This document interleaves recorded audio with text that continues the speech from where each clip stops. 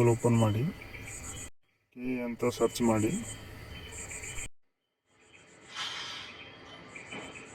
First ಬರೋ ಲಿಂಕ್ನ click ಮಾಡಿ, ಆಮೇಲೆ ಕಾಣೋ 3 ಡಾಟ್ನ ಕ್ಲಿಕ್ ಮಾಡಿ, ಆಮೇಲೆ ನೇಮಕಾತಿ ಅಂತ ಕ್ಲಿಕ್ ಮಾಡಿ. ಮೊದಲೇ ಲಿಂಕ್ನ ಕ್ಲಿಕ್ ಮಾಡಿ ಓಪನ್ ಮಾಡಿ.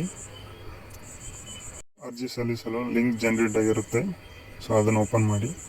ಮೊದಲೇ ಆಪ್ಷನ್ ಕ್ಲಿಕ್ ಮಾಡಿ, SSLC ರಿಜಿಸ್ಟರ್ ನಂಬರ್ ಎಂಟರ್ ಮಾಡಿ. ಅನಂತರ ಸ್ಟ್ರೇಟ್ ಬೋರ್ಡ್ನ ಸೆಲೆಕ್ಟ್ ಮಾಡಿ, ಆಮೇಲೆ ಕ್ಯಾಪ್ಚರ್ನ ಎಂಟರ್ ಮಾಡಿ. ಆಮೇಲೆ ಸಬ್ಮಿಟ್ ಕೊಟ್ಟು ಅಲ್ಲಿ ಒಂದು ಎಂಟಿ ಬಾಕ್ಸ್ ಇರುತ್ತೆ, ಅದನ್ನು ಟಿಕ್ ಮಾಡಿ. ಕೊಟ್ಟ ಮೇಲೆ ಅಲ್ಲಿ ಒಂದಿಷ್ಟು ಇನ್ಸ್ಟ್ರಕ್ಷನ್ ಇರುತ್ತೆ, ಅಲ್ಲಿ ನಾ ಎಗ್ರಿ ಅಂತ ಕೊಟ್ಟು ಒಂದು ವಾಯ್ಸ್ ಓವರ್ ಇರುತ್ತೆ, ಅದನ್ನು ಬೇಕಾದರೆ ಕೇಳ್ಬೋದು. ಆಮೇಲೆ OTP ಕ್ಲಿಕ್ ಮಾಡಿ, ನೀವು ಆಧಾರ್ ನಂಬರ್ನ ಎಂಟರ್ ಮಾಡಿ. OTP ಕಳಿಸಿದ್ಮೇಲೆ OTP ಸೆಂಡ್ ಆಗುತ್ತೆ. OTP ಎಂಟರ್ ಆದಮೇಲೆ ನೆಕ್ಸ್ಟ್ ಪ್ರೊಸೀಜರ್ ಸ್ಟಾರ್ಟ್ ಆಗುತ್ತೆ.